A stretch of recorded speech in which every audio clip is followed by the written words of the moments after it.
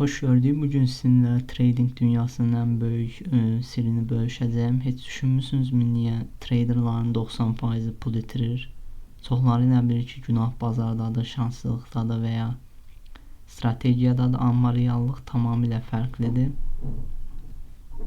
Sizin pulunuz əlinizdən alan bazar deyil, məhz öz biologiyanızdır. Bu təqdimatda tradingdə uğursuzluğun nevrologiyasını kəşf edəcəyik. Qorxunun, tamahın və dopaminin beynimizi necə ələ keçirdiyini və buna necə qalib gələ biləcəyimizi addım-addım anlayacağıq. Sosial medianın bizə satdığı illüziya ilə başlayaq. İnternetə daxil olanda nə görürük? Tez varlanmaq fantaziyası, lüks həyat tərzi, bir neçə kliklə $1000'ı $100.000'a çevirdiyini iddia edən insanlar bizə maliyyə azadlığının çox asan olduğunu vəd edirlər. Amma onların sizə göstərmədiyi qaranlıq bir tərəf var ki, hesablarını sıfırlayan traderlar, yuxusuz gecələr, depressiyaya düşmüş insanlar. Biz sadəcə sağ qalanları görürük və buna sağ qalma qərəzi deyilir. Amma əslində reallıq budur ki, bu fəaliyyət həddindən artıq risklidir. İnsanlar bazara daxilində 80-90% uğur qazanacaqlarını düşünürlər. Amma həqiqi uğur nisbəti cəmi 1-4%'dir. Rəqəmlər isə yalan danışmır. Gəlin bəzi ağır statistik göstəricilərə baxaq. Gün içi ticarət edənlərin, day trader deyilən şəxslərin 90%-i ilk 6 ay ərzində bütün investisiyasını itirir. 40% isə ilk 30 gündəcə dözməyib tərk edir bu işi. 80% isə 2 il ərzində bazardan bir dəfəlik gedir. Məsələn, Braziliya qiymətli kağızlar komissiyasının araşdırmasına görə traderların 97% uzun müddətli dövrdə ardıcıl pul itirir. Bütün xərclərdən və komissiyalardan sonra davamlı şəkildə qazanc əldə edə bilən qrup isə cəmi 1-4%'dir. Bu rəqəmləri isə sizi qorxmaq üçün demirəm, amma nə ilə üzbəüz olduğunuzu dərk etməyiniz üçün deyirəm. Bu statistikaları görəndən sonra böyük bir insana aydınlanma gəlir ki, əslində düşmən bazar deyil. Biz tez-tez bəhanələr eşidirik ki, algoritmlər mənə qarşı manipulyasiya edir, market makerlər xüsusi olaraq mənim stop loss səviyyəmə hədəf alır. Bəli, algoritmlər var, amma peşəkar traderlar da eyni bazardadır və qazanırlar. Sizin stop lossunuz hansısa gizli konspirasiyaya görə yox, sadəcə qrafik damının görə bildiyi ən bəlli yerlərə qoyulduğu üçün vurulur. Bazar əslində sizin pulunuzu almır, siz o pulu qorxu, tamah və emosional reaksiyalarla verdiyiniz yanlış qərarlara görə özünüz verirsiniz. Əsl savaş isə sizin daxilinizdə gedir. Rasional beyniniz strategiyanı bilir, amma stres anında idarəni emosional beyniniz ələ keçirir və emosiyalar qalib gəlir. İndi isə keçək məsələnin elmi tərəfinə. Trade zamanı beynimizdə nə baş verir? Hər şey dopamin dövrü ilə başlayır. Siz ticarətə daxil olursunuz, gözləni tartır. Qazandıqda isə beyninizə böyük bir dopamin seli ifraz olunur. Beyin bu həzzi çox sevir və daha çoxunu istəyir. Nəticədə siz heç bir səbəb olmadan daha riskli treylərə daxil olursunuz. Dopamin təkcə həzz yox, həm də gözlənti hormonudur. Ticarət qumar kimi asıllıq yaradır. Çünki siz artıq sadəcə pul üçün yox, o həyəcanı yaşamaq üçün trade edirsiniz. Ardıcıl qələbələrdən sonra isə dopamin 300-400% artır. Bu asıllıq isə trade necə məhv edir? Sizin mühakimə qabiliyyətinizi bulandırır. Daha çox risk etməyə məcbur edir. Həddindən artıq trade atırsınız, overtrade səbəb olur və ən əsası qaydalarınızı pozmağa məcbur edir. Amigdala beynimizin dərinliyində yerləşən milyonlarla il ərzində bizi yırtıcılardan qorumaq üçün formalaşmış qorxu mərkəzidir. Təsəvvür edin ki, ekranda qiymət sizin əleyhinizə gedir və qırmızı rəngi görürsünüz. Sizin beyniniz bunu sadəcə maliyyə etkisi kimi yox, sağ qalmanızda olan bir təhlükə kimi qavrayır. Millisaniyələr içində qana kortizol və adrenalin buraxılır, ürək döyünür, nəfəs sürətlənir. Ən pis isə odur ki, məntiqi düşüncəyə cavabdeh olan prefrontal korteks sönür. Nəticədə nə baş verir? Panika içində zərərlə satırsınız. Yaxşı fürsətlər olanda donub qalırsınız və ya tərslik edib intiqam treydinə girirsiniz.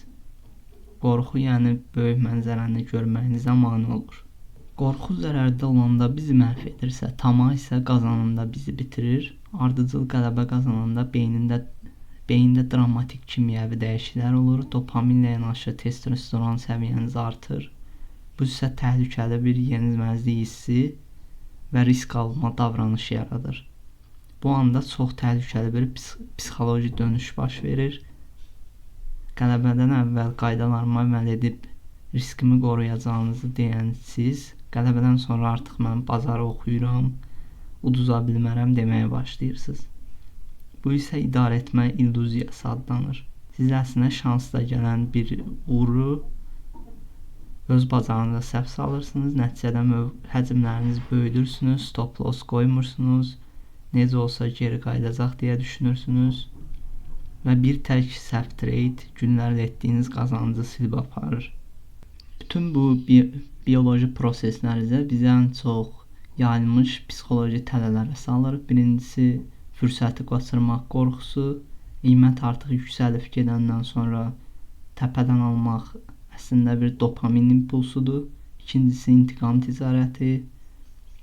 Zərər edəndən sonra dərhal bu mənfi düşüncələrin təsiri ilə bazara hücum edib pulumu geri ver demək və s.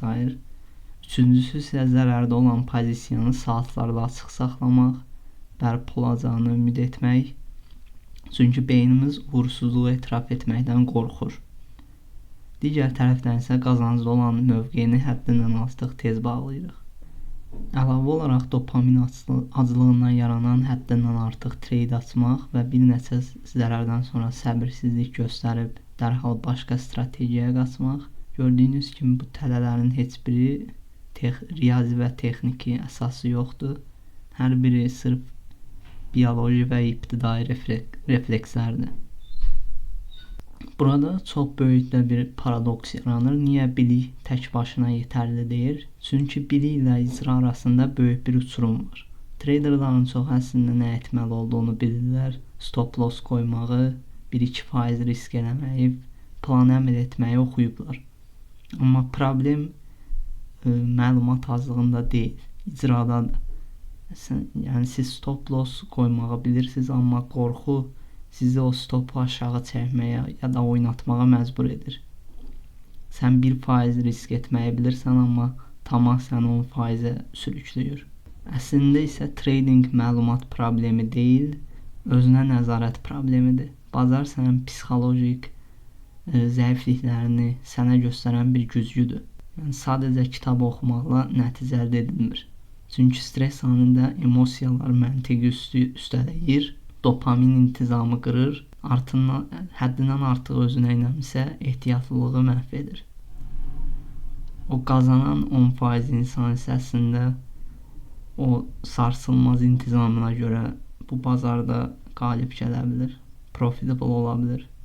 Yaxşı, bəs deyə bilərsiniz bundan xilas yolu nədir? Emosiyaları tamamilə təbii ki aradan qaldıra bilməzsiniz, amma düzgün sistemlərlə biologiyanızı ağlınızda üstləyə bilərsiniz. Birincisi, yəni qaydalarınızı avtomatlaşdırmalısınız. Alış, satış, stop loss əmrlərinizi əvvəlcədən qərarlaşdırmalısınız ki, emosiyalar işə qarışmasın. Risk idarə etməsi təbii ki sözsüz. Hər tradedə 1-2%-dən artıq risk eləməyin. Bu sizi pis günlərdə həqiqətən də qurtaracaq. Tradedən əvvəl mütləq yoxlama siyahınız olsun. Məsələn, hansı şərtlər gerçəkləşsə mən bu trade alacağım, hansı şərtlər olmasa almayacağam. Yəni konkret bir planınız olmalıdır. Sonda əlbəttə sizi azad edəcək əsas həqiqəti xatırlamanızı istəyirəm. Siz sadəcə özünüzü idarə edə bilərsiniz, bazarı yox. Tradingdə sehirli strategiyanı tapmaq yox. Bazar algoritmlərini məğlub etmək yox. Tamamilə öz biologiyanızı idarə etməyə fokuslanmalısınız. Uğur qazanan 10%-in elita isə sizdən daha ağıllı və ya şanslı deyil. Onlar sadəcə öz dopaminlərini idarə etməyi, qorxularını cilovlamağı və intizama əməl etməyi öyrənmiş insanlardır. Bunu yəni bir oyun kimi deyil, sərt qaydaları olan bir biznes kimi görməlisiniz. Seçim də hər zaman təbii ki sizin olur. Yenə bazarı, alqoritmləri günahlandıran uğursuz 90% insandan biri olacaqsınız ya da öz biologiyanıza qalib gəlib 10% profitable olan azlığın içinə siz də düşə biləcəksiniz.